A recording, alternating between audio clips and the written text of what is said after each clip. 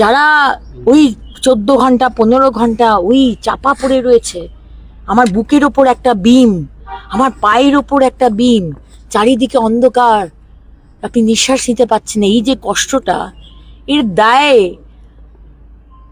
ফিরহাদ হাকিম বাবু আপনি নেবেন না, মুখ্যমন্ত্রী এক্স মুখ্যমন্ত্রী মমতা ব্যানার্জি আপনি নেবেন না, শুধু ওই ওএসডি নেবে? তা তো চলবে না।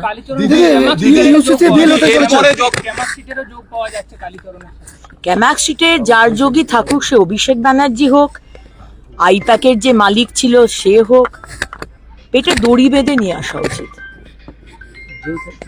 যারা 15 বছর ধরে বলেছে মোড়ে মোড়ে উন্নয়ন দাঁড়িয়ে, যারা বাংলার মানুষকে কথায় কথায় হুমকি দিয়েছে, ভয় দেখিয়েছে, পকেটে হাত দিয়ে গাড়ির বনেটে দাঁড়িয়ে বলেছে ডিজে বাজবে, ডিজে বাজা কাকে বলে এবার শুভেন্দু অধিকারীর সরকার দেখিয়ে দিয়েছে।